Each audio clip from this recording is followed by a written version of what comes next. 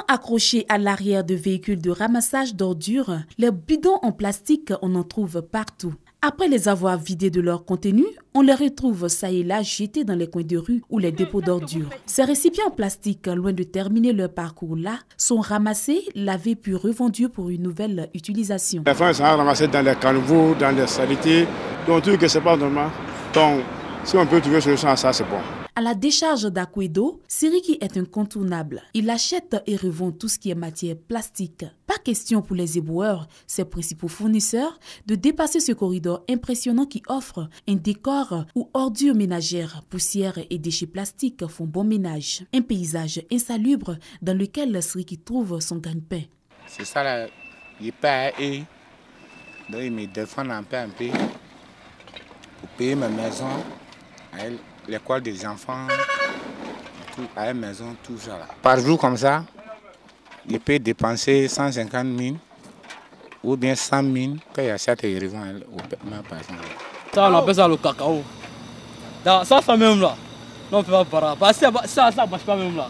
On n'a pas encore de travail. De nos jours, les bouteilles en plastique ont envahi les marchés. Elles sont régulièrement utilisées par les acheteurs pour la conservation de jus de fruits ou même pour la conservation de l'eau dans le réfrigérateur à la maison. C'est dans la poussière. Quand vous allez payer, vous n'avez qu'à laver avec l'eau de javel, tremper dans l'eau de javel, puis avec un peu d'eau tiède. Pour ces ramasseuses qui se réveillent chaque jour dès l'aube, à l'assaut de nouvelles bouteilles pour étoffer leur étalage, le commerce est rentable, mais toutefois contraignant. On se réveille à partir de 3 heures là. On est 6 pieds. Parce que quand tu ne sois pas à 3 heures là, bidon là, tu ne vas pas avoir. On a des clients aussi qui viennent de partout. De Man, Bundiali, Korogo, eux ils viennent aussi pour venir payer. Maintenant les vendeurs de jus là aussi viennent aussi pour payer. Tu peux vendre 5 000, souvent 4 000. Une récente étude démontre qu'il y a d'énormes dangers sur la santé lorsque ces récipients en plastique sont utilisés plus d'une fois. La réutilisation des pots en plastique sur une longue période peut être toxique et conduire à l'infertilité.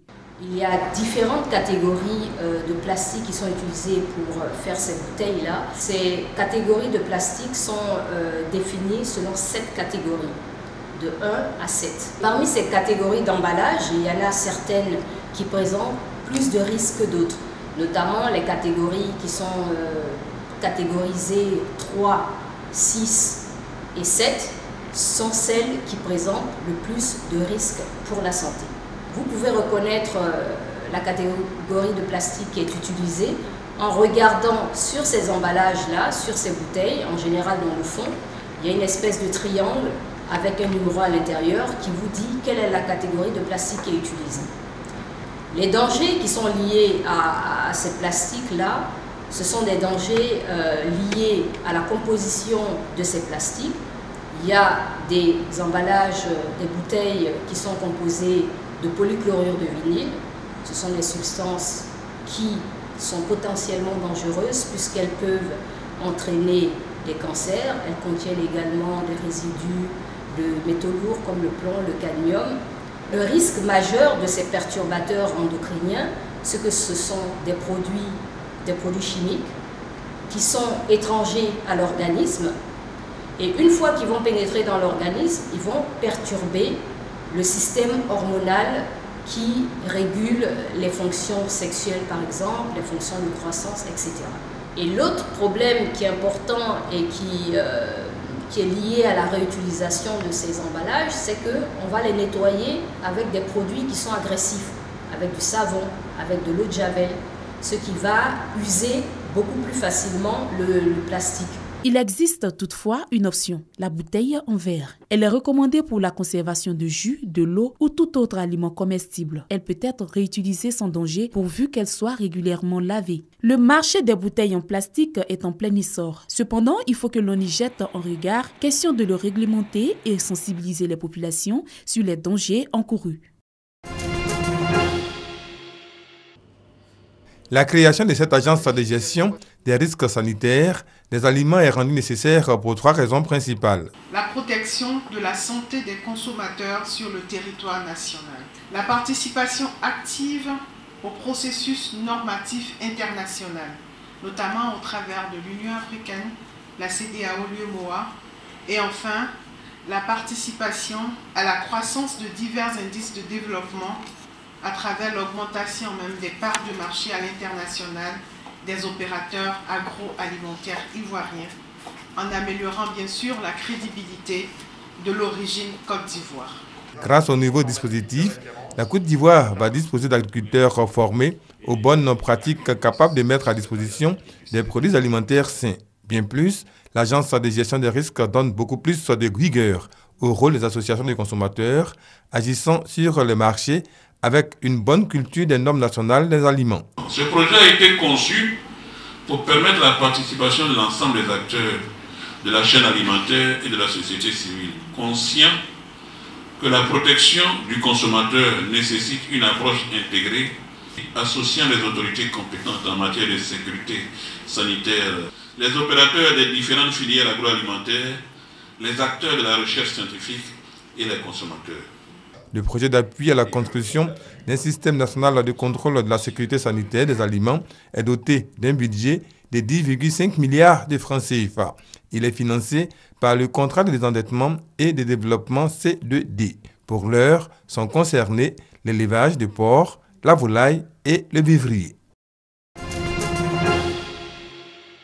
Réseautage, formation, coaching, c'est le leitmotiv du réseau des femmes entrepreneurs engagées et solidaires, appelé le réseau des fées.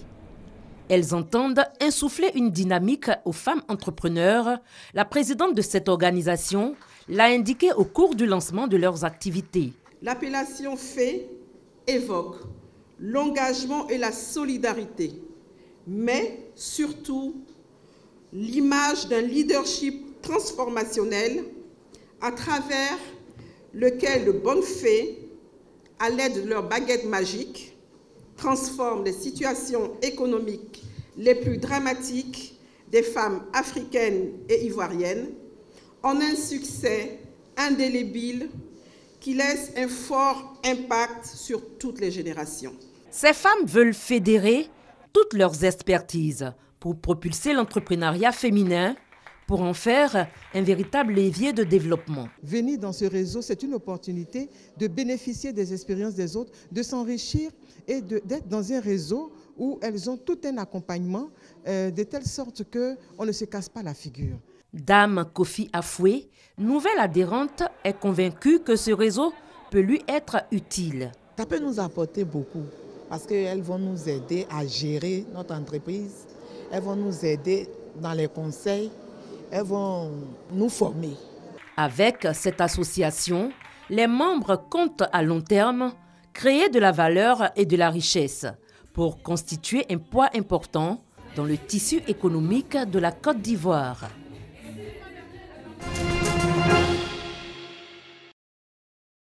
« 26 janvier 2014, en Tunisie, une nouvelle constitution adoptée. L'Assemblée nationale constituante ANC tunisienne a adopté tard dans la soirée dimanche 26 janvier la nouvelle constitution du pays. Plus de 3 ans après la révolution qui avait déclenché le printemps arabe, les élus de l'ANC ont approuvé cette loi fondamentale à une majorité écrasante de 200 voix pour 12 contre et 4 abstentions. Les 149 articles du texte avaient été approuvés un par un lors de débats houleux entre le 3 et le 23 janvier, opposant notamment Ennahda à ses détracteurs. Dans cette constitution, tous les Tunisiens et Tunisiennes se retrouvent. Elle préserve nos acquis et jette les fondements d'un État démocratique, a déclaré le président de l'Assemblée, Moustapha Ben Jaafar. Ce texte consacre un exécutif bicéphale et accorde une place réduite à l'islam. Elle introduit aussi pour la première fois dans le monde arabe un objectif de parité homme-femme dans les assemblées élues. Ce compromis vise à éviter une dérive autoritaire dans un pays qui a connu plus d'un demi-siècle de dictature sous Habiba Bourguiba, puis sous Ben Ali, mais aussi à rassurer ceux qui craignaient que les islamistes n'imposent leur position dans un pays à forte tradition séculière. Le secrétaire général de l'ONU Ban Ki-moon a aussitôt salué l'adoption de cette constitution qu'il a qualifiée d'étape historique.